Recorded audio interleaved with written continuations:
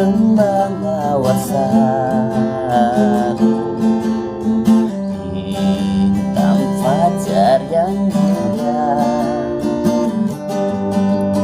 lebih indah dari semua orang harus tahu.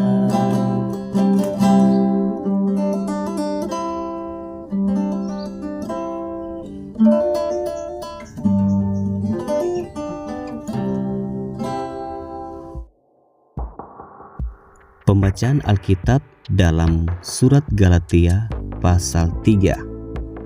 Dibenarkan oleh karena iman. Hai orang-orang Galatia yang bodoh, siapakah yang telah mempesona kamu? Bukankah Yesus Kristus yang disalibkan itu telah dilukiskan dengan terang di depanmu? Hanya ini yang hendak ku ketahui daripada kamu.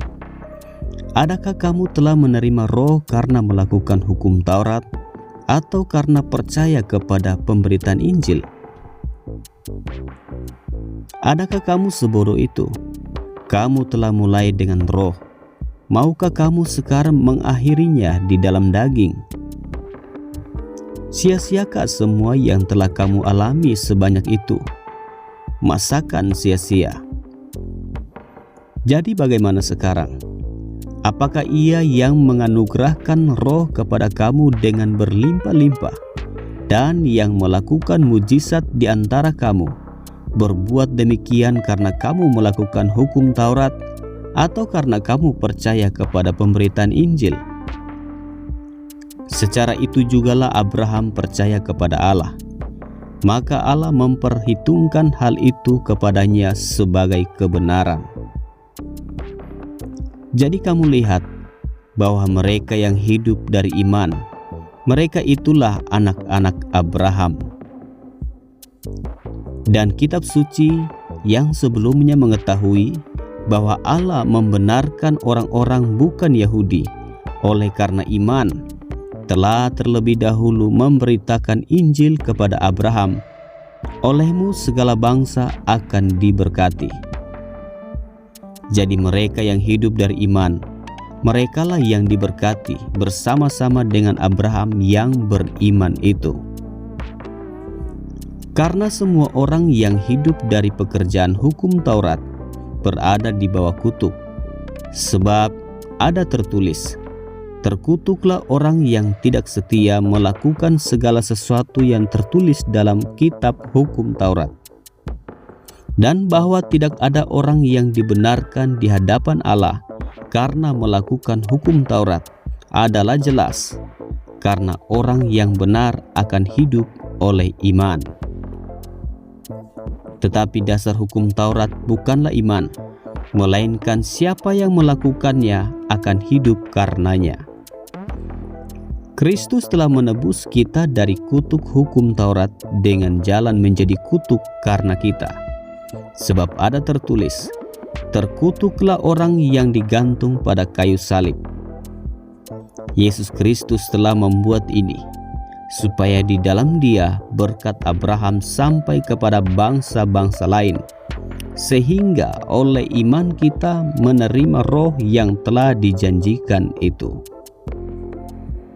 Hukum Taurat atau janji. Saudara-saudara, baiklah kupergunakan suatu contoh dari hidup sehari-hari, suatu wasiat yang telah disahkan, sekalipun ia dari manusia, tidak dapat dibatalkan atau ditambahi oleh seorang pun. Adapun kepada Abraham diucapkan segala janji itu dan kepada keturunannya. Tidak dikatakan kepada keturunan-keturunannya, seolah-olah dimaksud banyak orang, tetapi hanya satu orang, dan kepada keturunanmu, yaitu Kristus.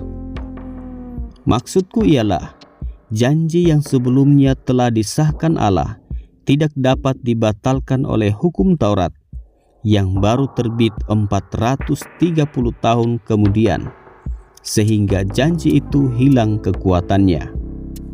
Sebab jika apa yang ditentukan Allah berasal dari hukum Taurat, ia tidak berasal dari janji, tetapi justru oleh janjilah Allah telah menganugerahkan kasih karunia-Nya kepada Abraham.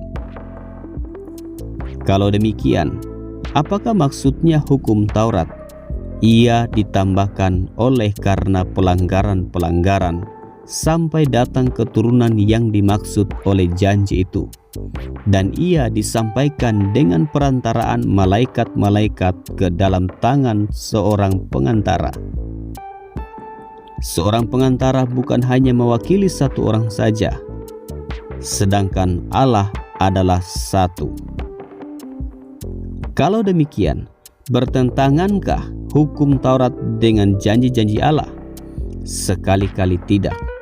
Sebab andai kata hukum Taurat diberikan sebagai sesuatu yang dapat menghidupkan, maka memang kebenaran berasal dari hukum Taurat.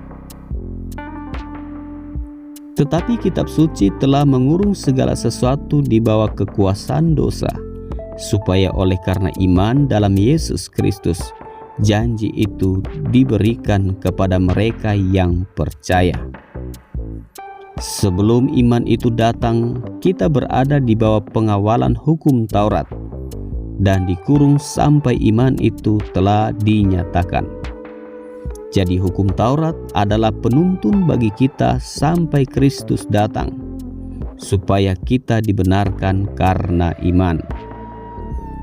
Sekarang iman itu telah datang. Karena itu kita tidak berada lagi di bawah pengawasan penuntun. Sebab kamu semua adalah anak-anak Allah karena iman di dalam Yesus Kristus. Karena kamu semua yang dibaptis dalam Kristus telah mengenakan Kristus. Dalam hal ini tidak ada orang Yahudi atau orang Yunani, tidak ada hamba atau orang merdeka, tidak ada laki-laki atau perempuan, karena kamu semua adalah satu di dalam Kristus Yesus. Dan jikalau kamu adalah milik Kristus, maka kamu juga adalah keturunan Abraham dan berhak menerima janji Allah.